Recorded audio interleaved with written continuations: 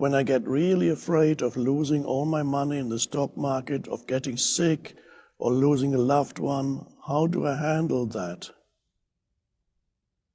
Fear again. The question is about fear. How do I handle the fear of catching a disease, of losing many things? Many people are experiencing not only the fear now of the virus, they're also experiencing the fear of the repercussions of what's happening. Businesses are closing down, or everything is closing down. It's a very strange thing that this is happening. It's like an enforced closing down of the busyness, not just the business, but the busyness of the world, an enforced sudden ending of all that. Many planes are not flying anymore. Some cities are empty of people, or suddenly, as if because until this happened, the world was absurdly busy. Something after noisy, busy, everything was in movement. Everything was lost in the world, lost in the minds, and suddenly, as if somebody said, "Okay, let's turn it off for a while." Oh, enforced stillness almost. Exactly what millions of humans actually need to experience. It doesn't mean that they will automatically also experience the inner stillness, but there is a possibility of an awakening for many if they can go beyond the fearful thoughts. But how do you go beyond the fearful thoughts? Well, it requires a little bit of awareness. But if you are here with us, you probably have that awareness. What I mean by that is the awareness of what's going on in your mind. To recognize, rather than total identification with what's going on in your mind, you have in the background an awareness of what's going on in your mind. Very different, because it's a different consciousness, a different dimension of consciousness, the awareness. It's not the same as a thought. The awareness can recognize what thoughts go on in your mind, and you realize, I'm thinking all these useless thoughts, but that realization, I'm verbalizing it now, but because we are communicating through language, but that realization that all these useless and destructive thoughts are going through my head, that is a realization that is not verbal. It's pre or post-verbal, because it comes through the awareness. And there's a simple recognition that what's going on in your mind is not helpful. It's making you fearful and unhappy. So it is to be tackled there. All the problems that he mentions, or he or she mentions 3: fear of losing all my money, or my savings, my investments, what I've been saving, of getting sick, or something bad could happen to a loved one. So you have fear for yourself, you have fear for others, and of course, all these things are not happening now, the things that you fear, but they could happen, says the mind. So I better think about it now, because in case it does, of course, if they did happen, you would face the situation. With the power of your conscious awareness, you would face the sickness, you would face the loss of money, and you would even face the loss of a loved one, or the suffering of a loved one. With the power of your presence, you can face that. But what you cannot do, you cannot overcome these problems or face them, because they only exist in your imagination. They haven't even happened yet. Therefore, there's absolutely nothing you can do about them.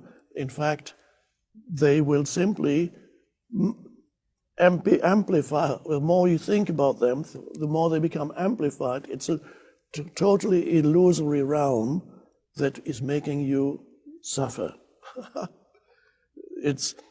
And so if there's a minimum of awareness, you can suddenly become aware of what it is that you are doing to yourself.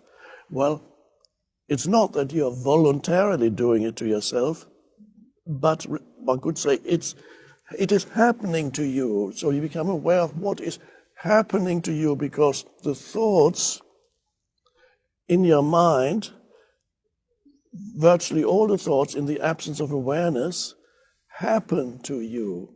They are not voluntary. So people say, I think this, I think.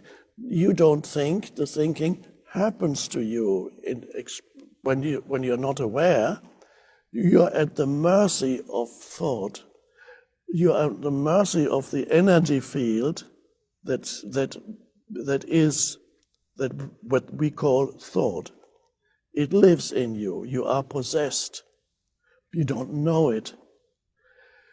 The moment you realize it, that this is not the fearful thinking, isn't something that you do, because if it's something that you do, you say, yeah, I'm doing it, but I can't stop it. No, you are not doing it. It happens to you. So some people say, well, perceive it as, well, why am I doing this to myself? Well, that's already, it's a good first step. Why am I making myself suffer by thinking all that? And then the next step is you realize, well, it's not really me doing it. It's the self-serving thought forms that are swirling around in my mind continuously, that are making me unhappy, that have no useful purpose. I'm not helping myself or anybody by thinking these things, by projecting bad things that could happen. And so with the awareness of what's going on in your mind comes the first time a moment of freedom. Because before you had no free will. Without awareness, you have no free will. You're at the mercy of a conditioned mind. So what do? So you have recognized that what's been happening to you fulfills no useful purpose. That's an important realization, because before there is an assumption in the unconscious mind that unless you worry a lot, then you're not controlling your life. There is the delusion that the more you think about useless, you don't know it's useless. The more you think about the problems of your life, then you need to continue thinking in order to hold it all together. You need to really worry, or the problem of the world. If you don't worry, then your life will fall to pieces. It's the underlying assumption. Of course, it's a delusion. So the worrying, the fearful thinking does not want to end. You need to know that it has a momentum. And you cannot fight it. If you fight it, you make it stronger. You give it added energy. So it's not by willpower that you can stop it. Or as I just said, you can stop it briefly, but not for long, through exercising willpower. So you stop it simply by first recognizing not only the futility, but also the destructive nature of that type of thinking. And then you begin to see that a lot of the unhappiness is produced by the narratives in your mind. And at that moment you have a choice. You can continue being dragged along in the stream of fearful thinking. Or you can say, my choice is now to take my attention away from fearful thinking. I'm verbalizing it. But where does it go? If the fearful thinking wants all your attention, it wants all your consciousness continuously. It says, no, I'm letting go, I want it. And then you say, no, I don't want to go that way anymore. It's very simple. You bring your attention somewhere else. You need something at first. My recommendation is feel your inner body. Direct your attention. Let's say you wake up in the night or in the morning.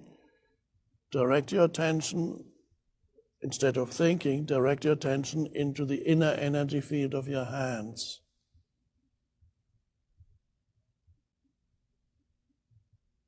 And then you hold it there. Doesn't require willpower, it's just a simple decision. And you hold it. You feel the inner aliveness in your hands. Becomes an anchor for stepping out of mind, being present.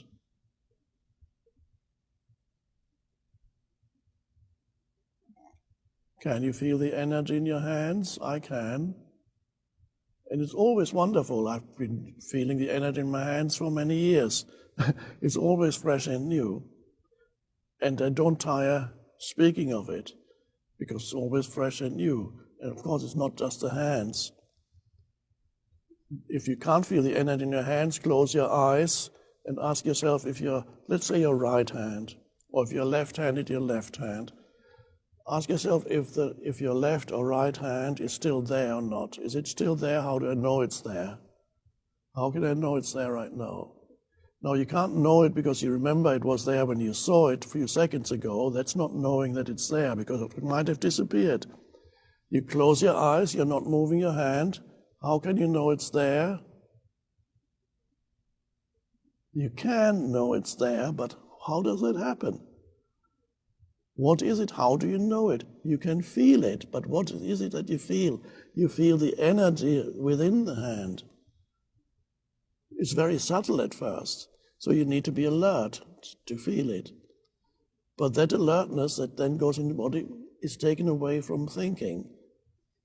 And you suddenly, your hand feels more alive than it was before. And that's only the beginning. You can feel both hands simultaneously. And then you realize you can also feel other parts of the body, your feet at the same time, and legs. And then you become aware of a all-pervasive sense of aliveness in your entire body, energy field. Yep. And the amazing thing is, by the way, you may also become aware that you're breathing, because that's connected with the body. You're breathing into the body, and the breath flows in and it flows out. And the more become aware of your body, the more become aware of your breathing. The more you become aware of your breathing, the more become aware of the body.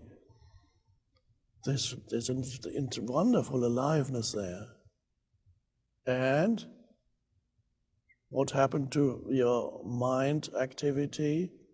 It subsided almost completely or completely, because you cannot be aware of inner body and at the same time think. A few fragments may be there of thoughts, but not a sustained stream of thinking. It's not possible, because your attention, your consciousness has gone away from the conceptualizing mind into the inner body.